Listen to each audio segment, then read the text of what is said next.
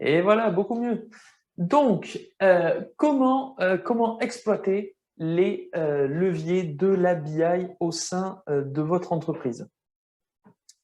Donc, ça, c'est vraiment une question qui revient très régulièrement parce que on sait aujourd'hui que la data a de la valeur, que vous pouvez tirer énormément de valeur de vos données. Par contre, concrètement, comment on le fait? Concrètement, qu'est-ce que ça peut vous apporter et quelles sont les sources de gains que vous pouvez obtenir? Ben, on va voir ça tout de suite.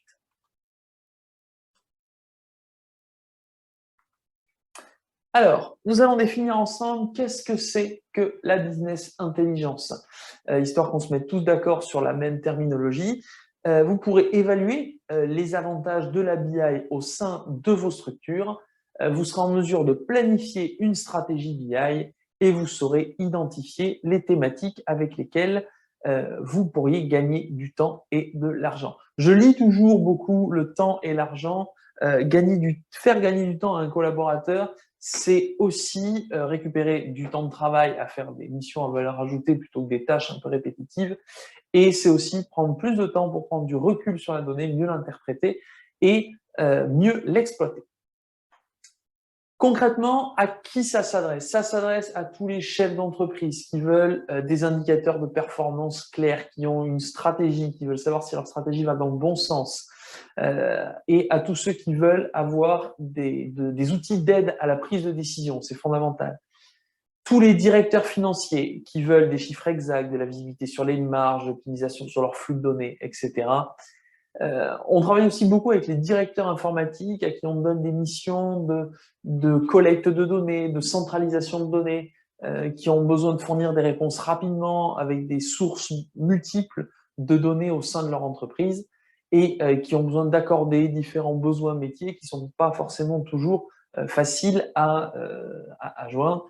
Et ça s'adresse aussi à toute la sphère managériale au sens large, les directions clients, les DRH, la production, si vous voulez surveiller vos ventes, anticiper les stocks, mieux gérer la partie ressources humaines. Aujourd'hui, il y a de très gros enjeux sur l'équité des salaires, les pyramides d'âge, etc. Des choses comme ça qui sont très, très simples à étudier, très faciles à étudier avec la data. Donc vraiment, la data et la business intelligence peut avoir un impact majeur dans votre entreprise. Imaginez que vous pouvez gagner de l'argent avec vos données. Ben oui, c'est tout à fait possible.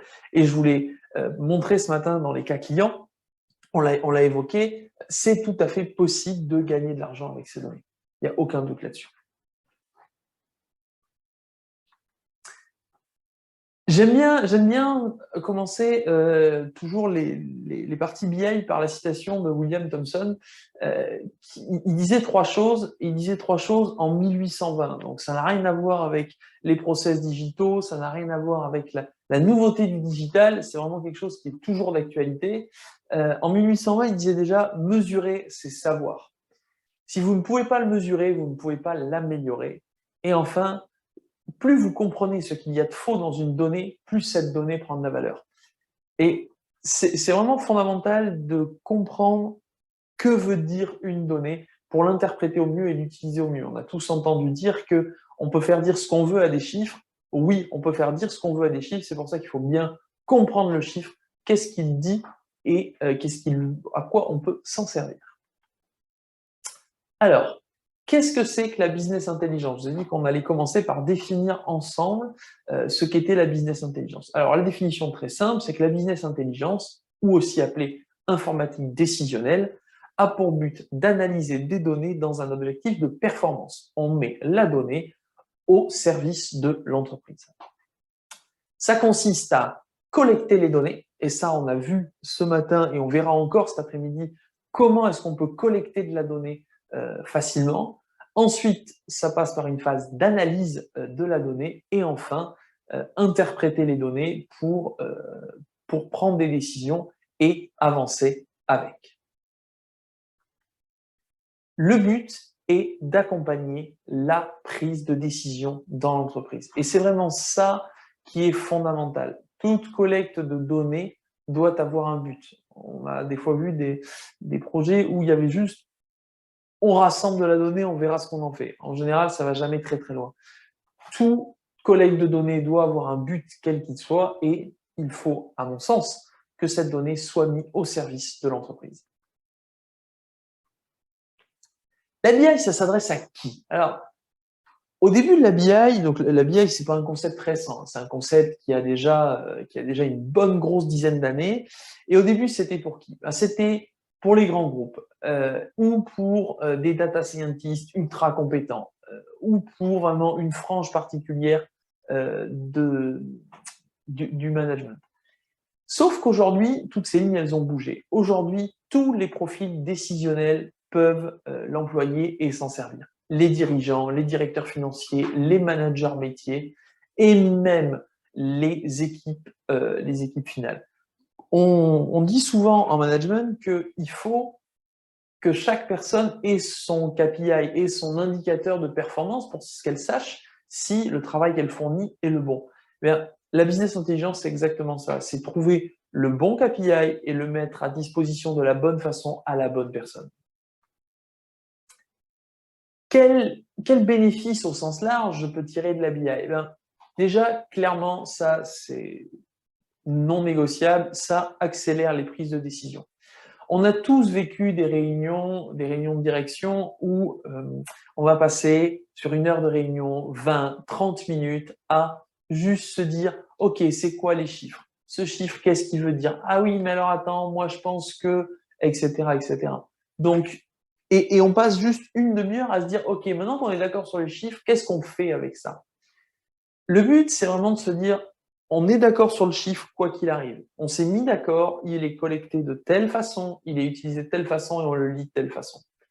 Et à partir de là, on accélère la prise de décision. On a un chiffre qui est mis à jour le plus souvent possible et on peut prendre des décisions avec ces chiffres au plus proche en termes de temps. On peut améliorer les process en place, c'est-à-dire qu'on peut très bien mesurer un process, comme par exemple dans l'exemple de ce matin avec notre concessionnaire automobile, où on a amélioré le process de vente grâce à l'analyse des données. On peut détecter des pistes d'économie, des opportunités de chiffre d'affaires. On peut fournir une vue d'ensemble des données à l'entreprise. Ça permet également de garder une longueur d'avance sur ses concurrents en analysant mieux la donnée et en sachant mieux l'exploiter. Et enfin, on peut mieux connaître son marché, se comparer et faire des statistiques, mieux comprendre est-ce qu'on a un marché saisonnier ou pas, qu'est-ce qui marche le mieux ou pas, etc. Et bien sûr, bien d'autres applications.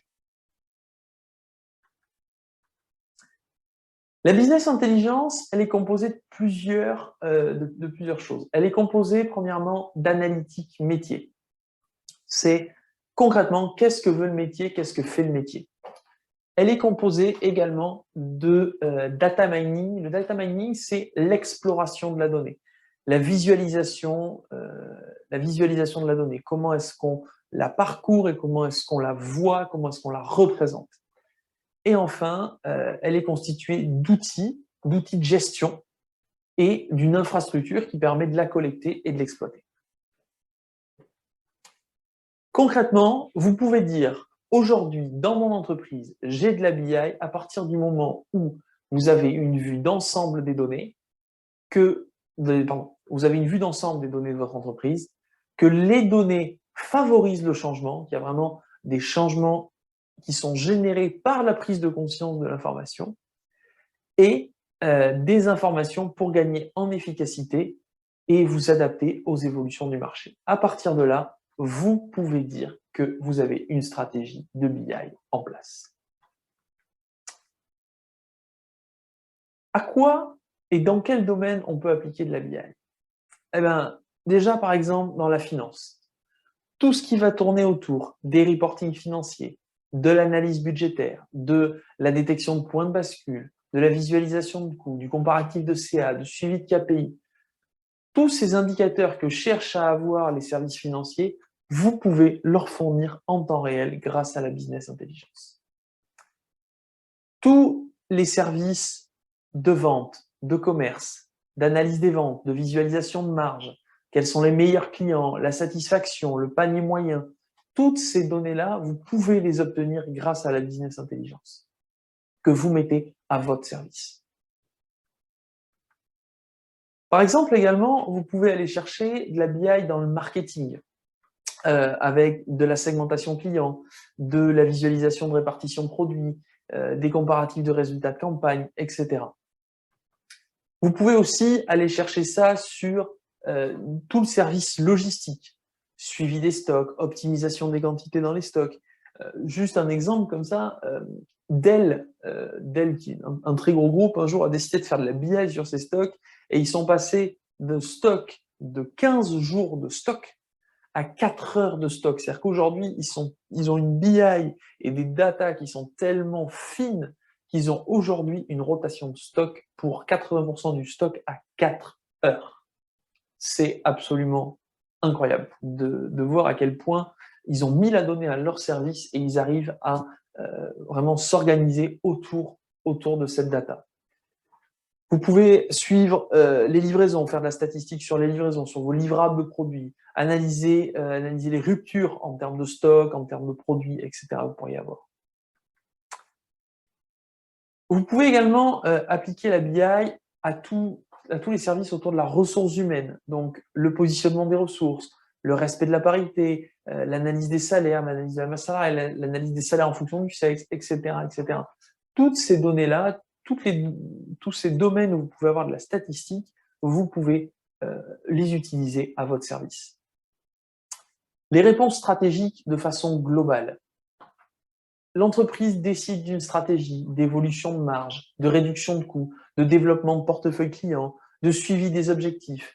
Quelle que soit la stratégie voulue et souhaitée par l'entreprise, vous pouvez faire une différence avec la business intelligence. Ce que je vais vous proposer, c'est notre vision des grandes étapes d'un projet BI. Ça ne veut pas dire que c'est la seule et l'unique, ça veut juste dire que c'est la vision qu'on propose chez AxisWeb et que je vais me permettre de vous proposer. La première étape d'un projet de BI, c'est clairement venir se focaliser sur la stratégie de l'entreprise. L'étude des spécificités de l'entreprise, de ses produits, de son management, de son environnement, de sa concurrence économique, etc. Qu'est-ce que veut faire l'entreprise? Qu'est-ce qu'elle veut aller chercher comme résultat? Et qu'est-ce qu'elle a besoin de savoir pour être sûr que sa stratégie va dans le bon sens? Donc, on verra un petit peu tout à l'heure avec Hélène l'analyse du besoin, à quel point c'est important, mais qu'est-ce que veut l'entreprise? Qu'est-ce que veut faire l'entreprise? C'est primordial. La deuxième chose, c'est avoir une analyse très précise des processus métiers de l'entreprise et de ses activités afin de définir quels sont les processus critiques, quels sont les processus générateurs de données et qu'est-ce qu'on peut faire pour mixer ces deux, pour faire en sorte que les processus critiques soient les plus surveillés et les plus à même de remonter de la donnée analysable et gérable et qu'on puisse prendre des décisions autour de ces processus. On continue par définir les objectifs de performance. Qu'est-ce qu'on attend de notre stratégie de BI? Est-ce qu'on est juste sur on veut des graphiques et des statistiques et on s'arrête là? Ou est-ce qu'on veut vraiment aller chercher une performance? Comment est-ce qu'on veut rentabiliser notre investissement sur la BI? Dans plusieurs exemples que j'ai cités ce matin, il y avait toujours, dans tous les exemples, pardon, il y avait à chaque fois qu'est-ce que ça avait rapporté à l'entreprise? Parce que c'est toujours pareil, on ne va pas dépenser de l'argent dans un projet pour qu'il rapporte rien. Donc, qu'est-ce que ça va rapporter à l'entreprise? Comment est-ce qu'on va pouvoir valoriser cet investissement? Et à terme, comment est-ce que l'entreprise prend de la valeur de façon générale grâce à ces données? Enfin, et c'est seulement à ce moment-là qu'on commence cette étape-là, on collecte la donnée. Alors, on va rechercher, collecter les informations indispensables pour la stratégie et pour les tableaux de bord. Donc, c'est là qu'on va se servir éventuellement de notre cher copain de Talend pour aller se connecter à toutes les sources de données, les rassembler au même endroit, venir l'analyser, la comprendre, etc. Quelles données on prend, comment on les additionne, comment on les recoupe. C'est à ce moment-là, et seulement à ce moment-là, qu'on passe à cette étape. Enfin, étape numéro 5, la partie tableau de bord. l'étude des interactions entre les tableaux de bord, le contrôle de la cohérence globale et le système de pilotage. Là, l'idée, c'est on va mettre notre système de tableau de bord en place et c'est très bien et il faut le faire. OK. Mais une fois que c'est fait, comment est-ce que je valide que c'est bon? Quel système je mets en place pour contrôler que les tableaux de bord sont fiables, que mes informations sont fiables, que je peux facilement me fier à l'information que j'ai sous les yeux? Est-ce que éventuellement aussi je mets des process de contrôle d'intégrité des données? Ça, c'est important. Est-ce que mes tableaux de bord sont juste là pour me donner des chiffres ou est-ce que éventuellement je peux comparer les choses? Un peu comme dans l'exemple de ce matin où on comparait les statistiques de vente et les statistiques de facturation. Est-ce que j'ai la même chose des deux côtés? Est-ce que j'ai bien tout facturé? Ça, c'est des choses qui peuvent être faites avec la BI. Et enfin, on va déployer la solution. Donc, l'intégrer à l'existant et venir vraiment proposer à toute l'entreprise l'accès, alors tout ou partie, tout dépend de la stratégie, mais proposer au plus grand nombre l'accès à l'information pour que chacun puisse progresser autour des indicateurs et des calculs qui sont effectués. À partir de là, on est en production. Et après, l'étape suivante, c'est d'auditer le système de BI le plus régulièrement possible. On va avoir de la vérification périodique. Vérifier que les bons chiffres, que les chiffres qu'on ressort plutôt sont toujours les bons, que les données qu'on attend sont toujours les mêmes. Est-ce que la stratégie de l'entreprise a évolué? Est-ce que le besoin des utilisateurs a évolué? Tout ça, c'est des questions qu'il faut se poser le plus régulièrement possible pour venir mettre à jour son système de mesure et avoir un tableau de bord ou des tableaux de bord sur lesquels on peut facilement s'appuyer et dans lesquels on peut avoir confiance. Pour finir cette intervention sur la partie BI, et juste après ça, d'ici 2-3 minutes, on va passer à la partie gestion de projet. Je vous propose de vous parler un petit peu des exemples qui peuvent découler d'un projet BI.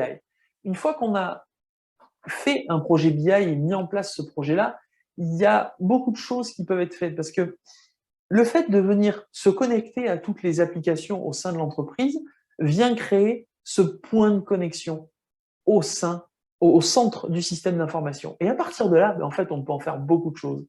On peut se dire qu'on va faire transiter des données directement d'une application à l'autre. Bah oui, une fois qu'on est connecté à l'application A et à l'application B, on peut tout à fait venir mixer des données de l'application A et de l'application B. On peut automatiser des tâches, on peut migrer des applications, on peut mettre un système de qualité de données. Tous ces éléments-là peuvent être améliorés et grandement améliorés grâce à un projet de BI. Voilà. Donc, j'espère que j'ai été plutôt clair sur cette thématique-là. Si par hasard vous avez des questions, surtout n'hésitez pas. N'hésitez pas à les poser, c'est le moment. Donc, comme je vous le disais, souvent, nous, chez AxisWeb, ce qu'on va faire sur la partie BI, c'est mettre en place des tableaux de bord, souvent avec Power BI, mais ça peut être aussi avec d'autres outils. Le tout, c'est de mettre la donnée à disposition et d'être sûr que tout le monde l'ait et que tout le monde la consomme. Et s'il n'y a pas de questions, on va passer à notre partie sur la gestion de projet.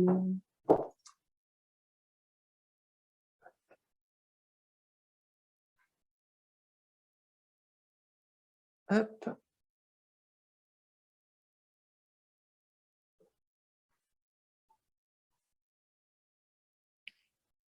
Hop.